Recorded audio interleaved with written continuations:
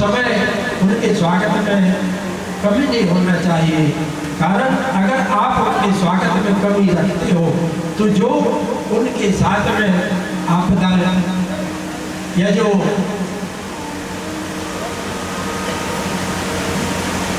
बाधा या ऊपरी बाधाएं जो हवा के द्वारा उनके ऊपर विराजमान थी, वे सब आपके यहाँ छोड़ करके और आपको उस करके वहां से चले जाते हैं। और अगर आप उनका स्वागत सम्मान करते हैं तो तत्काल उनके साथ में उन छायाओं का भी स्वागत होता है और उसके साथ में वह बाधाएं आपके घर से निकल के चली जाती है।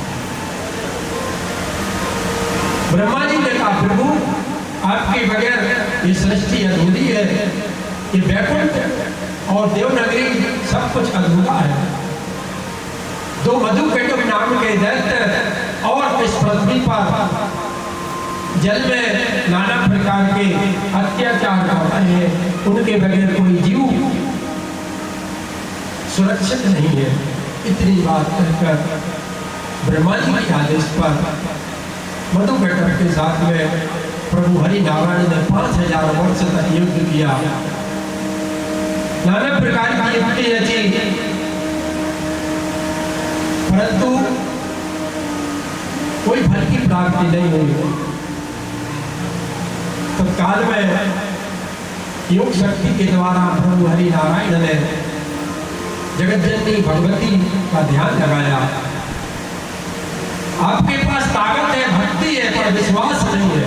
आपको अपने इष्ट पर, अपने गुरु पर और अपने भगवान की भक्ति पर 5000 वर्ष तक प्रभु नारायण ने मधुकैटभ से युद्ध किया, अंततः उनको सफलता प्राप्त नहीं हुई।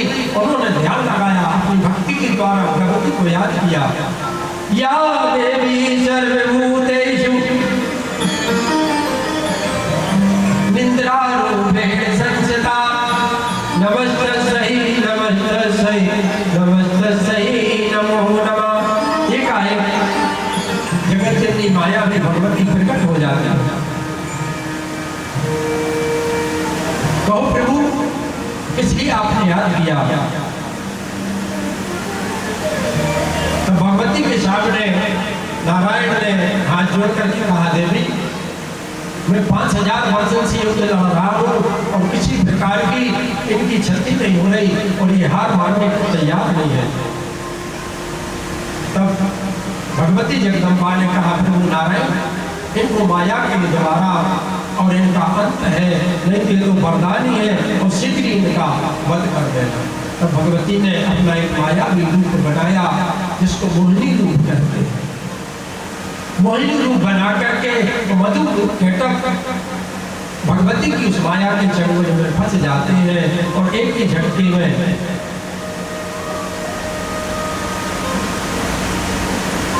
नारायण का गोविंदाय नमो नमः कर देते हैं। ऊपर से देवता पुष्पों की वर्षा करते हैं। बोल कृष्ण भगवान की जय। और राम राम कहे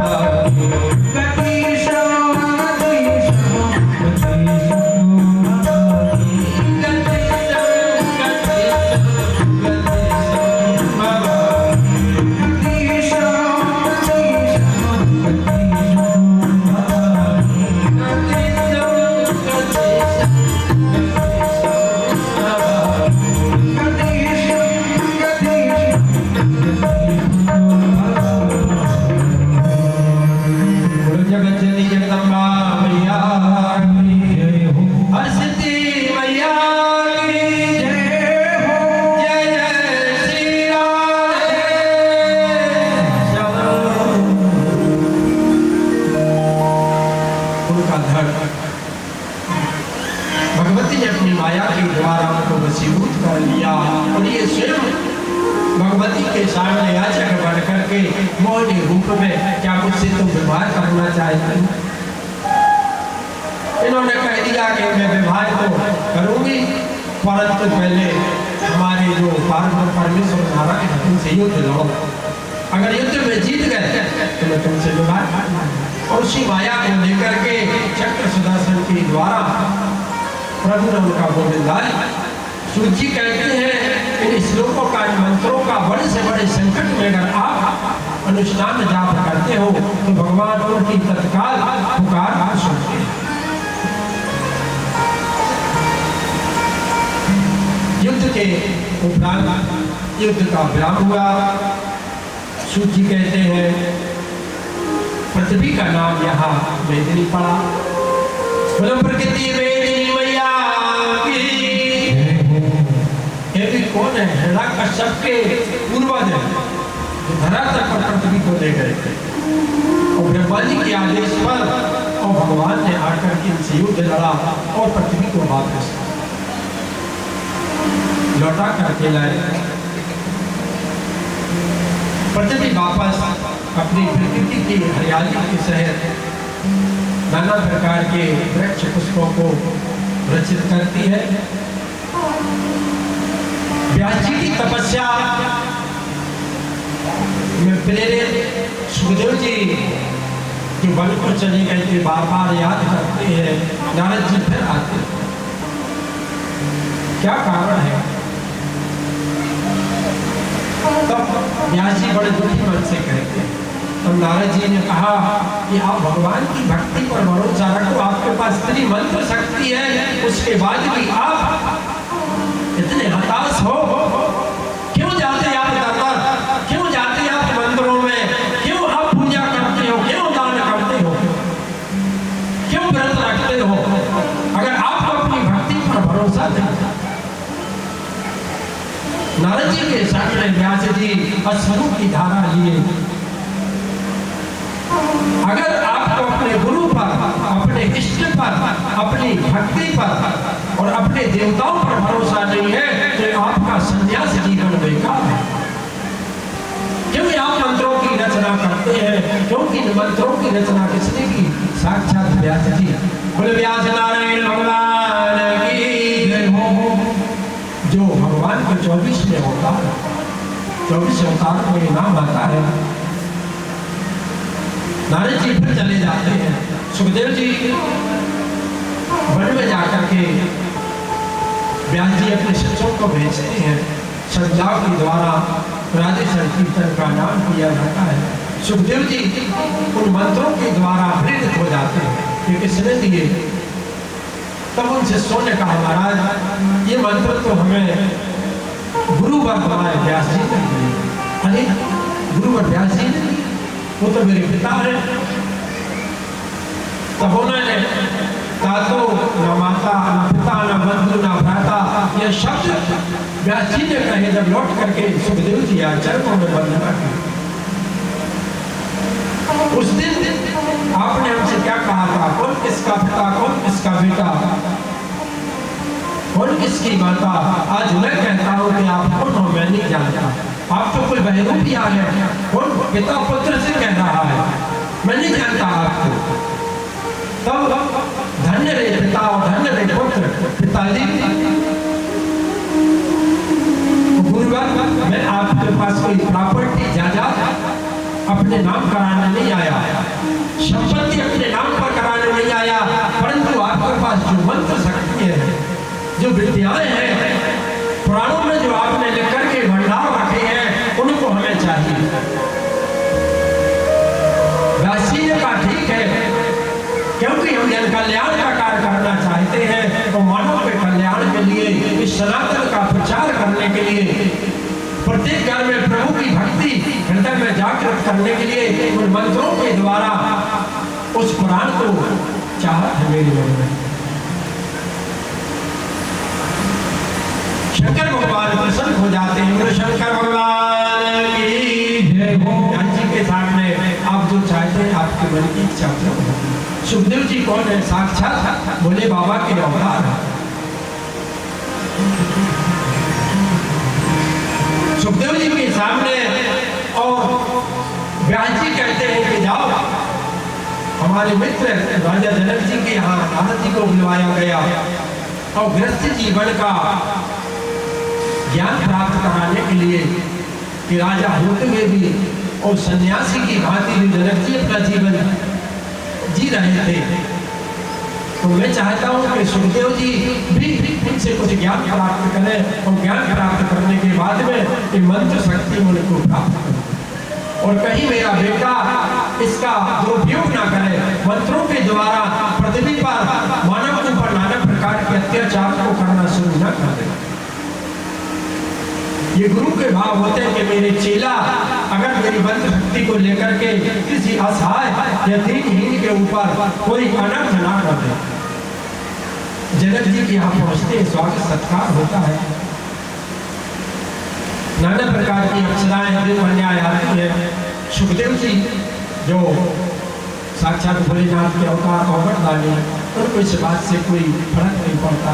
नारद जी विचलित होते हैं, कहाँ हमें विश्व सुंदरियों में फंसा दिया अप्सराओं के बीच में, क्योंकि जो भगवान का भक्त होता है उसके पास में नाना प्रकार की मायावी शक्तियां उनको प्रेरित करती है। ऐसी भक्ति क्या काम की जिस भक्ति में आप डर रहे और क्रोध कर रहे हैं। जो भगवान का भक्त होता है वह भगवान की भक्ति में मन लगाता है, उसको किसी से दूसरे से पड़ोस में क्या हो रहा है, कौन क्या कर रहा है, इससे कोई मतलब नहीं। नारद जी और सुखदेव जी के सामने जनक जी आते हैं। सीता माता की माता सुनैना देवी आ जाती है, स्वागत सत्कार करती है, जाकर के अपने महाराज पति जनक जी से कहती हैं, बड़े बड़े परमहंसों के परमहंस संत हैं महाराज, इनकी आप जल्दी से जल्दी विदाई करो तो इसमें भलाई है, इन देवताओं के चक्कर में अपना राजपाट सब कुछ बर्बाद हो गया। स्वागत होता है, सत्कार होता है और विदाई दी जाती है। नारद जी से कहते हैं जनक जी के जाकर के आप जनक उनसे व्यास जी से कहना कि जिस संकल्प को लेकर के आपने भेजा है वह तुम्हारा कार्य हो। अब व्यास जी का संकल्प था कि मैं अपने बेटे को ये प्राण विरासत में दूंगा संपत्ति के रूप में, और मैं पोता पोतियों का मुँह देखना चाहता हूँ। तो मैं सुखदेव जी का व्यवहार करूं और सुखदेव जी के व्यवहार के द्वारा मेरे घर में बहू आ जाए और बहू के द्वारा मैं अपने वृद्धावस्था के जीवन को निकाल पाऊं। आ जाते हैं बोले व्यास नारायण भगवान की जय। तो बोले कृष्ण भगवान की जय, जय श्री राम। लगता है आपको नींद आ रही, समझ में हम अपना समय फालतू देते हैं। कभी आओ दीवारी ना कोई डीजे है, ना कोई व्यापार है और ना कोई कार्य है। जब व्यास जी के पास वापस लौट करके आए तो नारद जी ने कहा भैया हम तो अपने लोग को जा रहे हैं, आप जानो, आपका बेटा जाना है, मेरे बस की बात नहीं है। जब किसी के घर की बात बिगड़ती है तो अपने मित्र पड़ोसी रिश्तेदारों को बात करता है, अपने गुरुओं से बात करता है, और जब बात नहीं बनती है तो वास्तव में भगवान के ऊपर छोड़ देना चाहिए, क्योंकि आपके हाथ से तो रस्सी छूट गई, अब आपसे रस्सी संभल नहीं रही। आप गुरुओं को, पिता और अपने भाई बंधु बहन मामा मामी चाचा चाची गुरुओं के द्वारा अपने काल को बनाना चाह रहे हैं। अब बेटे की बारात जा रहे थे, बेटे की बारात और सवा साल उठ गए, जीजा जी उठ गए। सबने पूछा चलो भैया जीजा जी बारात में चलो, बोले नहीं जा रहे। बोले क्यों? बोले सबके लिए नए कपड़े आए, मेरे लिए नए कपड़े नहीं आए। बात भी सही।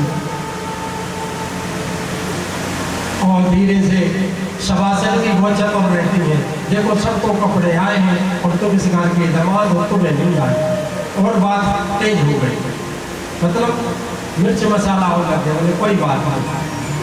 फूफा जी के पास गए, फूफा जी जीजा जी नहीं जा रहा, सभासद कौन करेगा? बोले कोई बात नहीं, हम सीनियर सभासद हैं, हम उनके पहले के सभासद हैं, हम जानते हैं बातों को, बुजुर्गों की भक्ति में और बातों में विश्वास होता है। फूफा जी ने ठान ली कि सभासद बारात में नहीं जा रहे थे, कैसे नहीं जा रहे, अब जीजा जी नहीं जा रहा था, सभासद नहीं जा रहे थे बारात में, तो फूफा जी नहीं आ गए। बोले अगर जीजा जी नहीं जा रहे तो हम भी नहीं जा रहे, अगर मेरा दवान नहीं जा रहा है बारात में तो मैं भी नहीं जा रहा। अब बेचारा दूल्हा संकट में कि कैसे तैसे तो बड़ी व्यवस्था बनी, 30-35 साल के हो गए, भगवान की मन्नतों से जुगाड़ पानी करके गए। आजकल तो ऐसे ही हो रहा है, हमारी बेटियां बहनें सब मना कर देती, हमें नहीं करना, हम तो ऐसे अपना जीवन व्यतीत करने की बात भी सत्य है। जुगाड़ पानी करके कहीं बोलना बदला करके और व्यवस्था बन गई। अब फूफा जी जीजा जी को कौन संभाले, तो फूफा जी ने एक बात बनाई, बोले ठीक है अगर सभासद अर्थात तुम्हारे जीजा जी नहीं जा रहे तो हम भी नहीं जा रहे। बोले क्यों, बोले हम जब बारात में जाएंगे जब आप जीजा जी को 2 लठ मारोगे। फूफा जी ने कहा जीजा जी को लठ मारो, बारात में चल रहा है।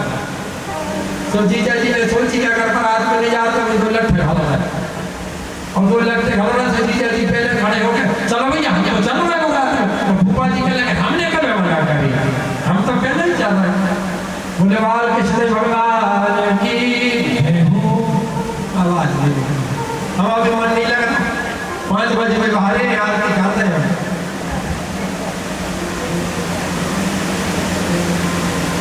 बोले हरसिद्धि मैया की जय जय श्री राधे। कथाएं हैं, ये भागवत में आनंद आता है, ये देवी भागवत है, इसमें गूढ़ रहस्य और सावधानी और भक्ति ही सबसे ज्यादा। आज आपने अमूल्य समय दिया है, कुछ अमूल्य समय के द्वारा अगर अपनी कथाओं का आप और मिलकर के 11 दिन के अनुष्ठान में श्रवण करते अर्थात सुनते हैं तो बड़ी से बड़ी बाधाएं, बड़े से बड़े संकट दूर हो जाते हैं।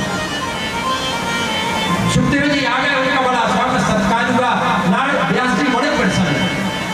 बोले बेटा लड़की वाले आवाज है, विवाह करना है, सुखदेव जी का पिताजी के बाद बनने वाले, मैं तो राधा जी का भक्त हूँ और राधे में अपना जीवन व्यतीत करना चाहता हूँ, मैं नहीं करने वाला। काफी प्रयास किए परंतु व्यास जी की बात को नहीं माना। त्र्यंबकम यजामहे सुगंधम पुष्टिवर्धनम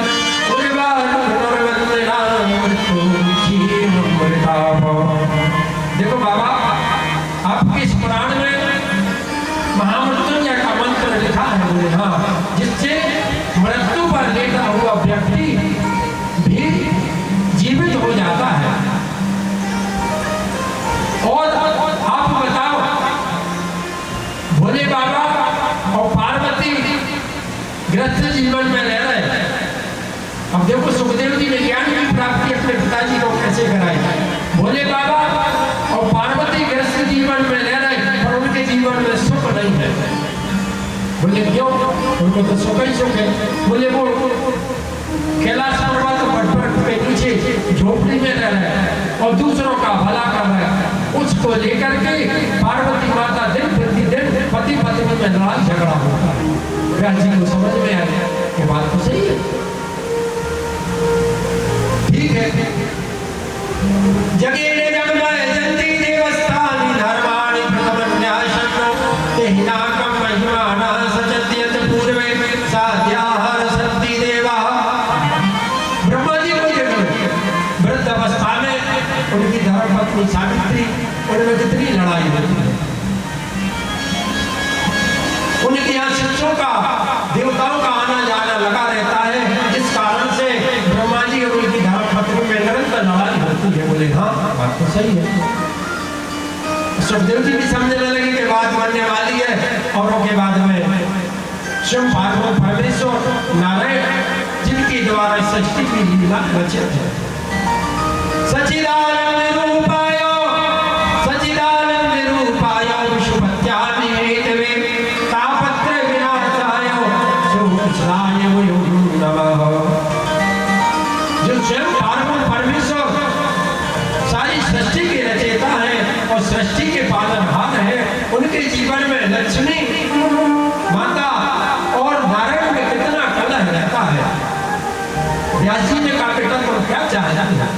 बोले पिताजी मैं ये चाहता हूँ कि मुझे विवाह नहीं करना और गृहस्थ जीवन जीवन का जंजाल है।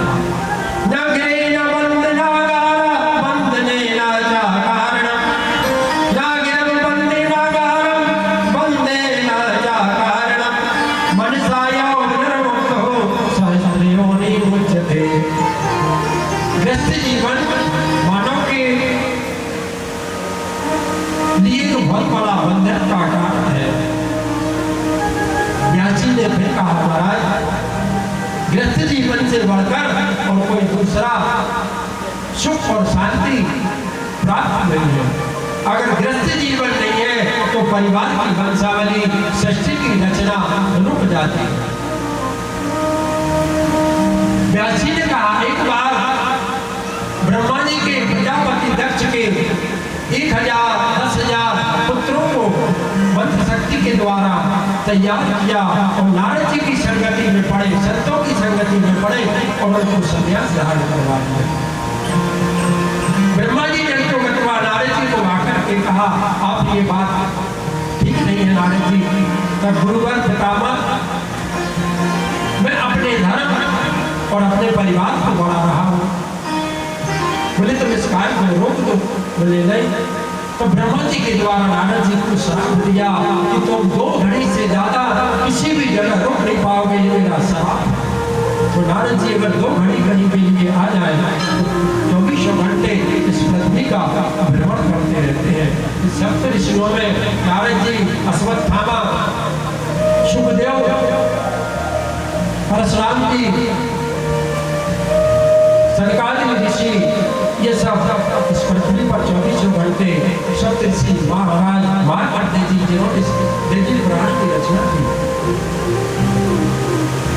और हाथ जोड़ करके माता व्यास जी की पत्नी अरणी माता के सामने सुखदेव जी कहते माता आप मुझे जब पुकारोगे मैं आऊंगा, पर मैं गृहस्थ जीवन में रह नहीं सकता। हे मां मुझे वैराग्य दो, तुम हो तुम ही हो, ऐसा मुझे बल दो जिसमें तुम्हारी भक्ति हो तो तुम्हारी ही जय जयकार हो। और सुखदेव जी वन की यात्रा पर निकल जाते हैं। व्यास जी सरस्वती के तट पर आश्रम में रहते थे। सूची कहते हैं शांतनु के पिता राजा, शांतनु के पिता प्रतीक नाम, प्रतीक के पुत्र शांतनु और शांतनु के पुत्र और महाराज विश्वपितामह जिनका एक नाम और है देवव्रत, और इनके भाई धृतराष्ट्र और पांडु और उनके पुत्र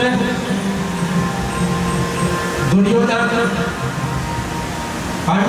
धृतराष्ट्र के और पांडव के युधिष्ठिर, भीम, अर्जुन, नकुल, ये सारे कौन है? मंत्र शक्ति के द्वारा ये सब उत्पन्न किए गए। सूची सुखदेव जी कहते हैं छत्रपति के गर्भ से 2 पुत्रों ने जन्म लिया और 2 पुत्र कौन थे? चित्रांगद और विचित्रवीर।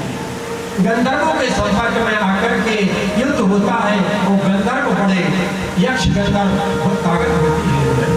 ये किसी के बस की बात नहीं है। सिर्फ माँ भगवती की शरण में 24 घंटे निरंतर स्मरण करते रहते हैं। और इनका घनघोर युद्ध किसके साथ हुआ था? महाराज ध्रुव के साथ। और ध्रुव के घनघोर युद्ध के बाद में इनके राजा कौन है? स्वयं कुबेर, यक्षराज कुबेर। बोलो कुबेर भगवान की हो। इनके साथ युद्ध होता है और ये वीर गति को प्राप्त हो जाते हैं। भीष्म ने मिलकर के इनका श्राद्ध तर्पण करवाया और जाकर के विचित्र वीर को राजगद्दी पर बैठाया। काशी राज की बेटियां